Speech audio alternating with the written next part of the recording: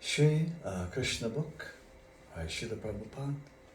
The chapter 1, the Advent of Lord Krishna, is continuing the journey with Vasudeva, Devaki, and Kamsa back to the home of Vasudeva.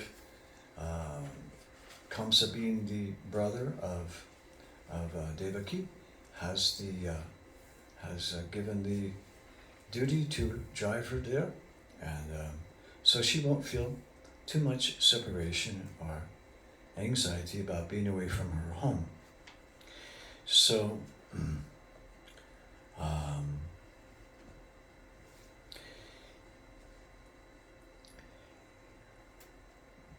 Kamsa knew the value of Vasudeva's word. So now Kamsa is feeling a little pacified. After all, it's not the first child or the second child, it's the 8th child. So maybe I'll wait a little bit before killing her. Kamsa knew the value of Vasudeva's word of honor, and he was convinced by his argument, and for the time being he desisted from the heinous killing of his sister, and thus Vasudeva was pleased and praised the decision of Kamsa. In this way, he returned to his home. And after due course of time, Vasudeva and Devaki gave birth to 8 male children, as well as 1 daughter. When the first son was born, Vasudeva kept his word of honor and immediately brought the child before Kamsa. It is said that Vasudeva is very much elevated and famous for his word of honor, so he wanted to maintain this fame, although it was very painful for Vasudeva to hand over a newly born child.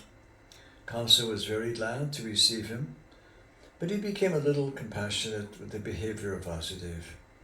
This event is very exemplary. For a great soul like Vasudeva, there is nothing considered to be painful in the course of discharging one's duty. A learned person like Vasudeva carries out his duties without hesitation. On the other hand, a demon like Kamsa never hesitates in committing any abominable action. It is said, therefore, that a saintly person can tolerate all kinds of miserable conditions of life, and a learned man can discharge his duties without awaiting favorable circumstances. A heinous person like Kamsa can act in any sinful way, and a devotee can sacrifice everything to satisfy the Supreme Personality of Godhead. Kamsa became satisfied by the action of Vasudeva. He was surprised to see Vasudeva keeping his promise, and being compassionate upon him and pleased, he began to speak as follows. My dear Vasudeva, you need not present this child to me. I am not in danger from this child. I have heard that it's the 8th child, that from you and Devaki that will kill me. Why should I accept this child unnecessarily? You can take him back. When Vasudeva was returning home with his firstborn child, although he was pleased by the behavior of Kamsa, he could not believe in him because he knew that Kamsa was uncontrolled. An atheistic person cannot be firm in his word of honor.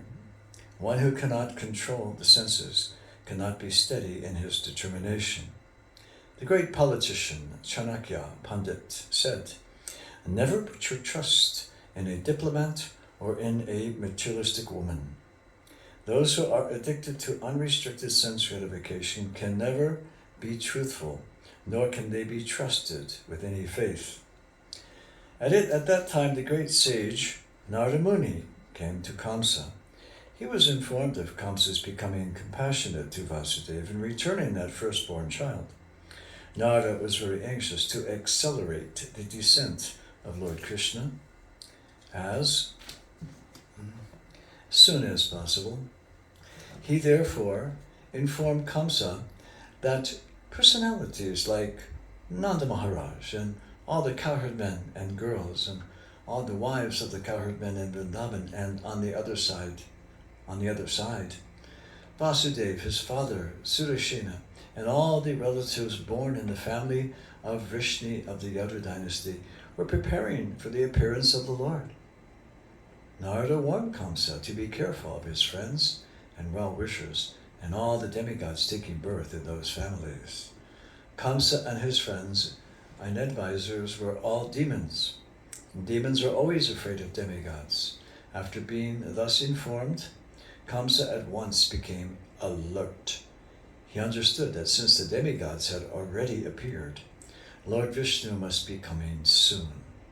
He at once arrested both his brother-in-law Vasudeva and Devaki and put them into prison behind prison bars.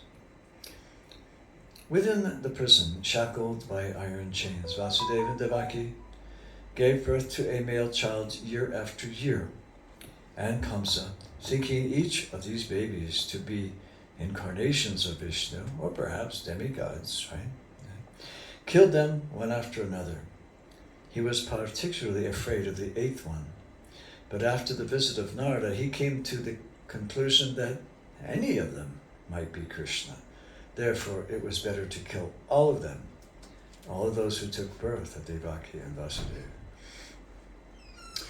This action of Kamsa is not very difficult to understand. There are many instances in the history of the world of persons of the royal order who have killed father, brother, or whole family and friends for the satisfaction of their ambitions. There is nothing astonishing about this, for the demoniac can kill anyone for their nefarious ambitions. Kamsa was made aware of his previous birth by the grace of Narada. He learned that in his previous birth he was a demon of the name Kalanemi, and that he was killed by Vishnu. Having taken his birth in the Bhoja family, he decided to become the deadly enemy of the Yadu dynasty. Krishna was going to take birth in that family, and Kamsa was very much afraid that he would be killed by Krishna, just as he was killed in his last birth. He first of all imprisoned his father, Ugrasena, because he was the chief king among the Yadu, Bhoja, and Andaka dynasties, and he also occupied the kingdom of Sudarshena, Vasudeva's father. He declared himself, Kamsa, the king of all such places. Thus ends the Bhaktivedanta purport of the first chapter of Krishna, the advent of the Lord Krishna. Hare Krishna. Lord Shri Krishna ki jai.